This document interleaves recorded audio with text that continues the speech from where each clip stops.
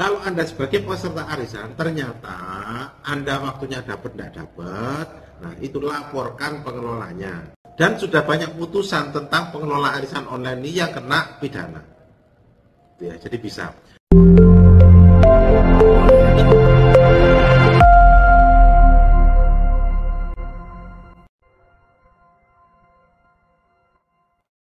Masih dengan saya, Master Jun, dalam acara Curhat Netizen. Oke, kali ini ada satu pertanyaan, Pak Junedi, apakah arisan online itu tidak bisa diproses secara hukum? Karena saya sudah lapor polisi selama 2 tahun tidak ada perkembangannya. Oke, gini, terkait arisan online sudah saya sampaikan beberapa di video saya sebenarnya ya. Nah, kalau Anda sebagai peserta arisan online bisa melaporkan. Buktinya sampai sekarang banyak pengelola-pengelola arisan itu yang sudah dipenjara. Tapi kalau Anda sebagai pengelola melaporkan membernya nggak bisa. Oh gitu Pak? Iya, memang seperti itu. Memang seperti itu. Saya kasih kronologi gini. Anda kan nyetor uang untuk ikut arisan online. Kemudian waktunya Anda dapat, Anda dapat. Nah itu bisa pidana. Bisa pidana. Tetapi kalau sebagai penyelenggara, contoh kita udah bayarin orang nih, orang udah menang, udah kita kasih, udah menang, udah kita kasih, gitu ya.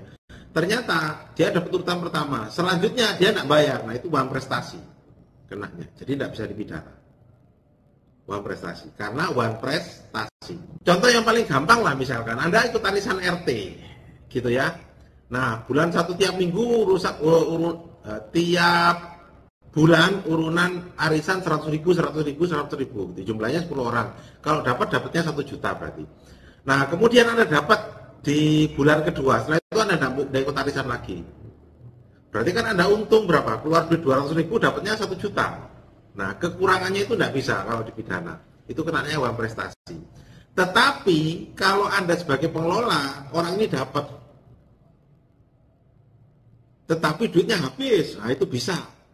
Dia tidak mau bayar, itu bisa kena pidana. Karena apa? Pengelolanya bisa jadi duitnya diambil sama pengelola. Bisa jadi duitnya juga habis ke pengelola. Nah itu kebanyakan bisa pidana.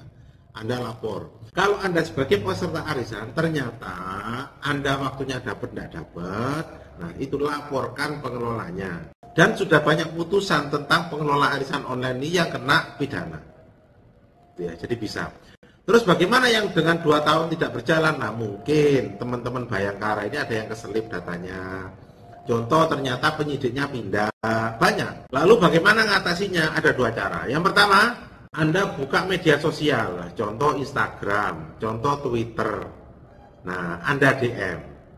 Ada Twitternya Polri, ada Twitternya misalkan contoh ternyata Anda tinggal di kota kabupaten ya, mereka punya Twitter. Kalau tidak ada, cari Twitter Poldanya. Kalau tidak ada lagi, Twitternya Mabes Polri itu ada. Kemudian sampaikan ke mereka, saya sudah laporan, tanda bukti lapornya ini dan sebagainya. Tapi belum ada follow up, belum ada tindak lanjut kurang lebih selama 2 tahun. Bagaimana ya perkembangan perkara saya? Sampaikan seperti itu. Mereka kan follow up ke kita. Jadi ada yang Twitter, ada juga Instagram, DM aja, gitu ya. Nah kemudian itu secara online. Kemudian ada juga minta, ada namanya websitenya, Anda minta ke sana. Tapi ini butuh agak agak fluent sedikit, agak pinter sedikit lah dalam hal bermedsos. Itu B-nya ada. Jadi perkembangan penyidikan nomor polisi ini ada yang diupload, ada enggak juga ya sih teman-teman. Ada yang diupload, ada juga yang tidak diupload. Itu sama teman-teman kepolisian. Nah, tetapi yang paling penting secara formal Anda ngirim surat. Contoh Anda laporan di mana? Lapornya di Polda, lapornya di Bareskrim, lapornya di Polres mungkin ya. Anda kirim surat kepadanya Pak Kapolres, permohonan SP2HP bahwa yang bertanda tangan ini nama A gitu ya, adalah pelapor nomor sekian, untuk itu kami mohon perkembangan surat permohonan perkembangan hasil penyidikan SP2HP. Terima kasih. Anda kirimkan ke Pak Kapolres. Nanti akan dibalas sama Pak Kapolres, sama Pak Kasat biasanya ya, itu akan dibalas. Jadi nanti perkara Anda mungkin yang tadi keselip karena penyidiknya pindah, mungkin karena lagi menangani perkara yang serius seperti apa, nanti akan di-up lagi. Jadi kayak chat gitu loh. Oh ini kelupaan, nah mungkin kelupaan nanti akan di-up lagi. Seperti itu. Jadi kalau Anda sebagai peserta arisan, Anda bisa lapor. Kalau tidak tertangani, mungkin